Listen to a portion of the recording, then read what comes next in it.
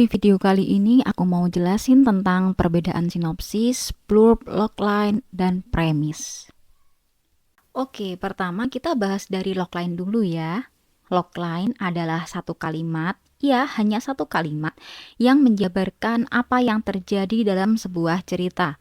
Logline harus menunjukkan siapa yang mengalami serta apa yang mereka alami.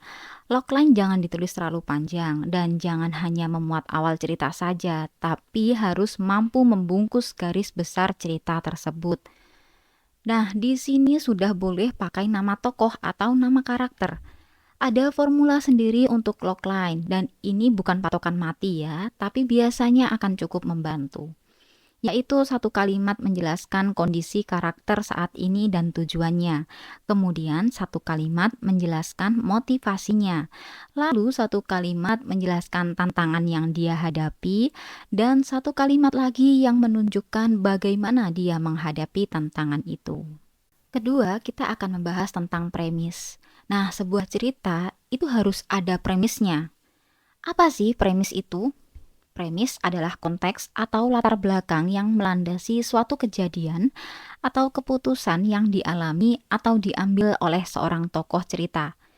Harus memberi gambaran tentang logika yang terjadi dalam cerita dan tidak memperlihatkan apa selanjutnya yang para tokohnya alami atau yang para tokoh lakukan. Nah, formula premis bisa ditulis dengan cara pertama deskripsi karakter, plus aksi atau tujuan, plus cara. Dari formula ini sudah bisa terlihat hook-nya seperti apa. Oh iya, di sini karakter belum diberi nama, tapi menggunakan deskripsi karakter. Misalnya, seorang anak yang tidak punya kekuatan, atau seorang perempuan yang rendah diri di lingkungan kerja, dan sebagainya. Tujuan karakter haruslah sesuatu yang sulit, agar cerita tidak cepat selesai, dan pembaca tidak bisa menebak akhirnya. Tujuan juga harus realistis, yang tidak bisa diselesaikan sejak awal. Sedangkan cara adalah bagaimana cara karakter mencapai tujuannya. Elemen premis ada 6. Pertama, situasi awal. 2, protagonis atau tokoh utama. 3, objektif atau tujuan si protagonis tersebut. 4, bencana. 5, konflik.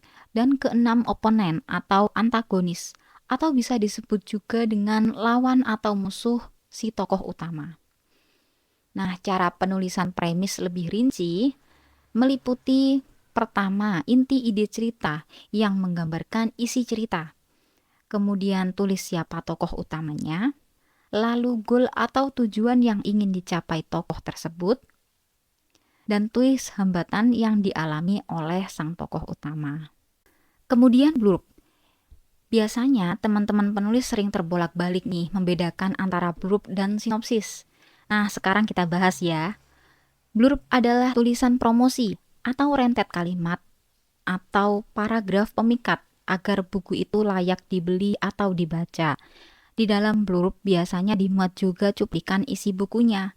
Diambil mana-mana cuplikan cerita yang bisa menyihir pembaca agar penasaran, yang kemudian dibarengi pula 4 atau 5 atau bisa juga lebih kalimat-kalimat sihir lainnya dengan tujuan menimbulkan rasa penasaran kepada para pembaca buku kamu.